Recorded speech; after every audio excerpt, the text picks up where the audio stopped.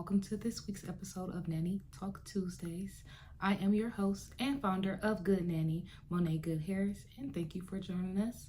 For those who don't know, this is Nanny Talk Tuesdays. For those who are returning, thank you for showing love and support to Good Nanny. I wouldn't be me without you.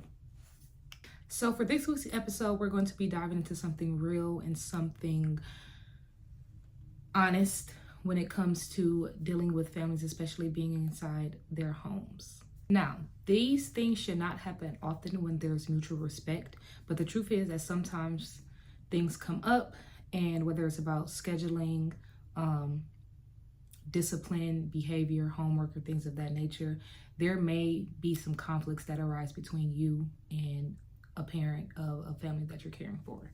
How we handle them makes all the difference, because if you handle them in the negative light, then you will get a negative response. If you handle it in a positive light, 9 times out of 10, you will get a positive response. And even if you don't, people tend to realize, that disagreements, like I said, do happen, but people can accept accountability and separate what parts need to be handled. So, number 1 on our list when handling conflicts is to be proactive, not reactive. The best way to handle conflict is to prevent it. Talk about how clear communication is important and necessary up front during the interview, your onboarding, or during that contract stage, This can avoid a lot of misunderstandings between you and families because you're upfront about your boundaries and your expectations, and then they're upfront about their boundaries and their expectations with you as a nanny. When going into the home, you should set expectations early. That means being clear on work hours, duties, screen time, rules, how discipline is handled, all of it. It definitely makes a huge difference in the long run. Number 2 on our list is to stay professional and calm. If something ever comes up, stay grounded, be respectful, and talk, communicate, and comprehension goes hand in hand with communication. When emotions are high, respond, do not react. Take a breath and revisit the conversation or the concern at a later date if you need to. Once you had a moment to think and they've had a moment to think, then you can have a more healthy and grounded conversation at that point. For instance, early on, for example, if you have a parent that is tending to either show up late, picking up their child than the time they normally said that they would, or asking you to stay later without a notice, you can use something such as, I'm happy to help when I can, but I do need an advance notice so I can plan accordingly. That way you set the necessary boundaries between you and those parents so that they know if they do ever need you to stay, they just need to let you know. Maybe it's an hour, 2 hours, 3 hours. You set that time limit on your own standards. But that just sets clear boundaries, so then you both are having a mutual respect for each other's time. Number 3 on our list, use I statements. Keep it respectful and solution focused. Instead of saying things such as, you are always late, try using different verbiage such as, I've noticed that your pickups have been running a little late. Can we come up with a plan that works best for both of us and respecting each other's time? Short, simple, sweet, to the point, still respecting boundaries, not being disrespectful to the parents, and still letting know the clear expectations moving forward. When conflict arises in the home, the goal is not to win the argument, it's to protect the working relationship between you and these families. And that's the most important thing. But if you are ever in a situation where you are feeling like it's getting out of hand and it's becoming disrespectful, then you remove yourself from that situation, because you and that family deserves mutual respect and boundaries across the board. It doesn't just go one way because you're working for this family.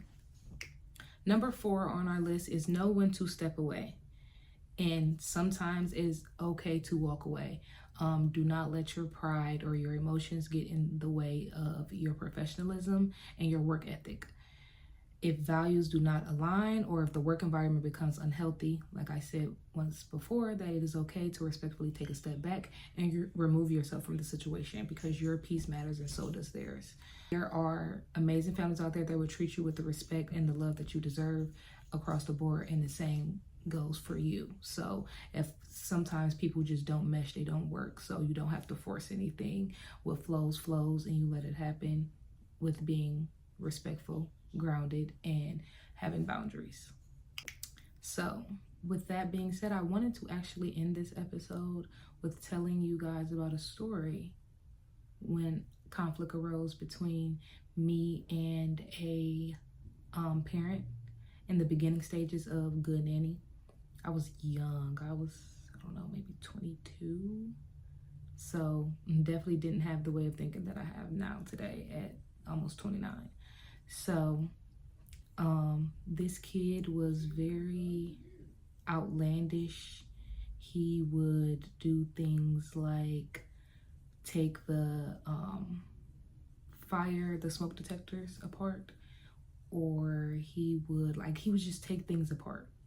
Like he took his mom's computer monitors apart and put it in his room to like connect to his game. He was just kind of rebellious, but the mom was very much aware of his antics because I was hired. She was setting boundaries in the beginning and let me know that her son can be how he is, and that was the whole point of me being there, was to make sure that he did what he was supposed to do, such as getting on the bus in the morning, going to school, making sure that he actually comes home from school, because that was a problem that they were having. Because I did not know what I know now that I knew then, I did not handle this conflict in the best to my abilities, in the best manner at all. I still was professional, but I definitely let my emotions get in the way of a work relationship, and then in the end that work relationship was terminated because instead of me maybe finding an avenue for this child, like I said, he took a lot of things apart. Like I said, having clear communication with the parent and maybe sitting down and coming up with a plan to work together with putting him in an activity or doing some activities with him that involve him being hands-on. And we both did not have clear communication when we discussed with one another about what we wanted moving forward. And the conflict kind of arose. I'm not going to say it was an argument, but it was a verbal disagreement.